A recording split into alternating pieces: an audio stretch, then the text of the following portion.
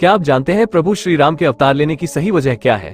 क्या आपने डायनासोर के जमाने का वृक्ष देखा है जो आज भी मौजूद है? और क्या आप जानते हैं कि चीन धरती के 2.5 किलोमीटर नीचे लैब बनाकर क्या खोज कर रहा है? आइए जानते हैं बहुत सारे फैक्ट। उससे पहले आप हमारे चैनल को सब्सक्राइब जरूर करें। फैक्ट नंबर 1, आखिर भगवान विष्णु ने क्यों लिया राम का अवतार? आइए जानते हैं। भगवान राम को विष्णु जी का अवतार कहा जाता है। राम कौशल्या और दशरथ जी के सबसे बड़े पुत्र थे। कहा जाता है कि भगवान राम विष्णु जी के 7वें अवतार हैं। कथाओं के अनुसार विष्णु जी ने मछली, कछुआ, वराह, नरसिंह, वामन और परशुराम, श्री कृष्ण और बुद्ध का अवतार लिया है और कल्कि अवतार कलयुग के चरम पर लेंगे। चलिए जानते हैं विष्णु जी ने श्री राम का अवतार क्यों लिया। कहा जाता है कि सनकादिक मुनि ने 2 द्वारपाल को श्राप दिया था कि वे अगले 3 जन्म तक राक्षस बने रहेंगे। ये सुनकर द्वारपाल ने उनसे क्षमा मांगी। इसके बदले उन्होंने कहा था कि मैं अपना श्राप वापस नहीं ले सकता, पर तीसरे जन्म में तुम्हारा वध भगवान विष्णु करेंगे। इसी वजह से भगवान विष्णु को राम का अवतार लेना पड़ा था। फैक्ट नंबर 2, खजूर की सबसे ज्यादा खपत करने में सऊदी अरब दुनिया में पहले स्थान पर है। सऊदी के मंत्री ने बताया कि सऊदी में खजूर के एक्सपोर्ट की वार्षिक वैल्यू $2 बिलियन से ज्यादा हो गई है। सऊदी में 3.7 मिलियन एकड़ जमीन पर 200 मिलियन से ज्यादा पेड़ हैं, जो लगभग 9 मिलियन टन से ज्यादा खजूर का उत्पादन करते हैं। नॉर्थ अफ्रीका और मिडिल ईस्ट के सहित 40 से ज्यादा देशों में खजूर को एक्सपोर्ट और इम्पोर्ट किया जाता है। रियाद में इंटरनेशनल डेट काउंसिल का आयोजन किया गया। इसमें खजूर के उत्पादन में होने वाली परेशानियों को भी बताया गया। कृषि मंत्री अब्दुल रहमान अल फदली ने बताया कि अन्न के फूड और एग्रीकल्चर ऑर्गेनाइजेशन ने राज्य के प्रस्ताव को अपनाया था। इंटरनेशनल खजूर वर्ष के तौर पर रखने का प्रस्ताव था। इसका उद्देश्य खजूर क्षेत्र के योगदान के बारे में लोगों को जागरूक करना है। फैक्ट नंबर 3, दक्षिण भारत में एक ऐसा मंदिर है जहां देवी देवताओं की नहीं बल्कि महाभारत युद्ध को रचने वाले दुर्योधन के मामा शकुनी की पूजा की जाती है। शकुनी का यहाँ पर विधि विधान से पूजन किया जाता है और परंपराओं के मुताबिक नारियल, रेशम और ताड़ी का भोग लगाया जाता है। यह मान्यता है कि शकुनी की पूजा करने से सभी मनोकामनाएं पूर्ण हो जाती है। यह मंदिर केरल के कोलम में स्थित है। इस मंदिर को माईकोटू मलनचारुवु मलनाड मंदिर के नाम से जाना जाता है। बताया जाता है कि जब महाभारत का युद्ध समाप्त हुआ तो शकुनी को बेहद दुख हुआ। उनका मन अंदर ही अंदर उन्हें कसोटने लगा। इस युद्ध में हजारों लोगों की मृत्यु हो गई। इसके साथ ही साम्राज्य की अपूर्ण क्षति हुई है। कहा जाता है कि इस घटना के बाद पश्चाताप करने के लिए शकुनी ने गृहस्थ जीवन को त्याग दिया और संन्यास ले लिया। पौराणिक कथाओं के मुताबिक शांति के लिए शकुनी ने भगवान शिव की तपस्या की थी, जिससे खुश होकर भगवान शिव ने दर्शन दिया। शकुनी के तपस्या स्थल पर एक मंदिर स्थापित किया गया है जो केरल के कोलम जिले में है। इस मंदिर को माईकोटू मलनचारुवु मलनाड मंदिर के नाम से जाना जाता है। जिस पत्थर पर बैठकर शकुनी ने भगवान शिव के लिए तपस्या की थी, उस पत्थर को आज पवित्रेश्वरम के नाम से जाना जाता है, जिसकी पूजा करने के लिए दूर दूर से लोग आते हैं।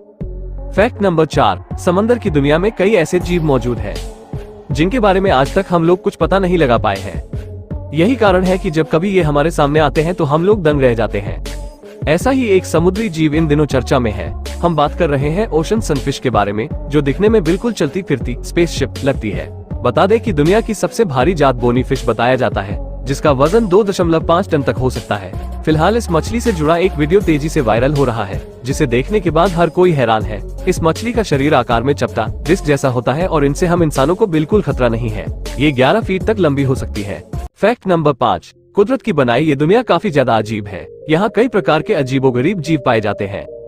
ऐसे ही एक जीव का वीडियो इन दिनों तेजी से वायरल हो रहा है, जिसे दुनिया जंगल के देवदूत कहती है। हम बात कर रहे हैं सिफाकास की, जो अपनी उछलने की क्षमता के लिए जाना जाता है और इसके चलने का तरीका भी अजीब है। इस जीव को लेकर एक बात कही जाती है कि ये पेड़ों के बीच 30 फीट तक ऊंची ऊंची छलांग लगा सकता है। इनकी आंखें नारंगी रंग की होती है और सफेद कोट होने की वजह से इन्हें जंगल के देवदूत भी कहा जाता है। सिफाकास अपना अधिकांश समय पेड़ों पर बिताते हैं और जमीन पर भी तेजी से चल सकते हैं। फैक्ट नंबर 6, दुनिया की सबसे महंगी इमारतें। मक्का मस्जिद। सबसे महंगी इमारत में मक्का मस्जिद का नाम आता है, जो मक्का सऊदी अरब में है, जिसे 2020 में $100 बिलियन में तैयार किया गया था। अब्राज अल बैता भी मक्का सऊदी अरब में है, जिसे 2021 में $15 बिलियन के खर्च में तैयार किया गया था। मरीन बे सैंड्स सिंगापुर में है, जिसे 2010 में $5.7 बिलियन में तैयार किया गया था। रिजॉर्ट वर्ल्ड सेंटोसा सिंगापुर में है, जिसे 2010 में $4.93 बिलियन में तैयार किया गया था। सोफी स्टेडियम इंग्लेवुड अमेरिका में है, जिसे 2020 में $4.5 बिलियन में तैयार किया गया था। एप्पल पार्क अमेरिका में है, जिसे 2017 में $5 बिलियन में तैयार किया गया था। द कॉस्मोपॉलिटन अमेरिका में है, जिसे 2010 में $3.9 बिलियन में तैयार किया गया था। विन पैलेस मकाओ में है, जिसे 2016 में $4.2 बिलियन में तैयार किया गया था। One world trade palace centre America में है, जिसे 2012 में $3.8 बिलियन में तैयार किया गया था। Palace of the parliament Romania में है, जिसे 1997 में $2.5 बिलियन में तैयार किया गया था। फैक्ट नंबर 7, दुनिया भर की स्पेस एजेंसी खोज के लिए अपने एस्ट्रोनॉट्स को अंतरिक्ष में भेजती है। इस दौरान वहां कैसी गंध आती है, इसे लेकर अलग अलग बातें सामने आई। दशकों से अंतरिक्ष यात्रियों ने अंतरिक्ष की गंध की तुलना गर्म मेटल, जला हुआ मांस, जले हुए केक, इस्तेमाल हो चुके बारूद और मेटल की वेल्डिंग से की है। इसी तरह की गंध का इस्तेमाल अब एस्ट्रोनॉट्स की ट्रेनिंग में भी होता है, ताकि उन्हें भविष्य में अंतरिक्ष में जाने पर कोई दिक्कत न आए। एक थियरी कहती है कि ऐसा सूर्य से निकलने वाली अल्ट्रावायलेट रेज के कारण होता है। ये इंटरनेशनल स्पेस स्टेशन के आसपास मौजूद ऑक्सीजन के साथ मिलकर केमिकल रिएक्शन करती है, या ये किसी तारे में विस्फोट के कारण हो सकता है। जब तारे मरते हैं तो वे बदबूदार गंध वाला मॉलिक्यूल उत्पन्न करते हैं, जिसे पॉलीसाइक्लिक एरोमेटिक हाइड्रोकार्बन कहते हैं, जो कोयला, भोजन और तेल में पाया जाता है। दोनों ही थियरी में से एक सही हो सकती है, लेकिन इन पर किए गए आधिकारिक अध्ययन में डाटा की कमी है। फैक्ट नंबर 8, क्या आज के दौर यानी कलयुग में भी श्राप दिया जा सकता है? आइए जानते हैं। दरअसल सतयुग, द्वापर युग, त्रेता युग में लोग भगवान के प्रति बहुत अधिक समर्पित रहते थे। इन युगों में लोग बहुत साधना करते थे। सिद्धि हासिल करने वालों के मुंह से निकली बातें सच साबित होती थी। तब ऋषि मुनि भी किसी को भी श्राप दे देते थे तो उसका असर होता था। धार्मिक शास्त्रों के अनुसार अब ऐसा नहीं हो सकता। अब कलयुग है और किसी की भी साधना इतनी साफ नहीं कि वो कोई बात कहें और सच हो जाए। कलयुग में जैसे जैसे समय बीतेगा वैसे ही लोग बहुत पापी होंगे। कोई भी मनुष्य श्रेष्ठ नहीं होगा। कलयुग के मनुष्य ने किसी न किसी तरह से किसी को चोट जरूर पहुंचाई होगी, झूठ बोला होगा।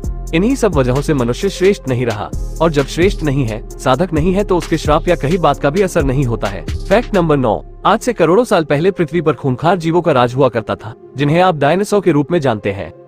ये इतने विशालकाय थे कि जब झुंड में दौड़ते थे तो धरती भी कांप उठती थी। बताया जाता है कि एक उल्कापिंड के टकराने के बाद इन दैत्याकार जीवों का खात्मा हो गया। सदियां गुजर गईं, लेकिन पेड़ की एक प्रजाति डायनासोर काल से आज तक धरती पर जस की तस मौजूद है। आइए जानते हैं इस पेड़ के बारे में। यहाँ हम बात कर रहे हैं गिंको बिलोबा की, जो पृथ्वी पर मौजूद दुनिया की सबसे पुरानी जीवित वृक्ष प्रजातियों में से एक है। यह उन प्राचीन पेड़ों के समूह में से है जो डायनासोरों के समय से मौजूद है। वो जीव जो 6.5 करोड़ वर्ष पहले धरती पर चहलकदमी किया करते थे। जिंको बिलोबा इतना प्राचीन है कि इसे जीवित जीवाश्म के रूप में जाना जाता है। इसकी पत्तियों के जीवाश्म 20 करोड़ वर्ष से भी अधिक पुराने पाए गए हैं। वे लगभग आज के मडनहिया पेड़ के पत्तों के समान हैं। हालांकि ये जिंको बिलोबा अब एक अकेली प्रजाति है। यह अपने जीनस गिंको का एकमात्र सदस्य है, जो अपने परिवार में एकमात्र जीनस है। जिंको बिलोबा और जीनस की अन्य प्रजातियां एक समय पूरी दुनिया में फैली हुई थी, लेकिन बीते 2 दशक में इनमें भारी कमी आई। माना जाता था कि यह पेड़ जंगल में विलुप्त हो गया, लेकिन अब ये पूर्वी चीन, कोरिया और जापान में उगाया जाने वाला एक आम पेड़ है। जिंको बिलोबा का इस्तेमाल हर्बल उपचार में भी किया जाता है। अमेरिका में ये चौथा सबसे अधिक इस्तेमाल किया जाने वाला हर्बल उपचार है, जो 2001 में जड़ी बूटियों की बिक्री का 4.3% था।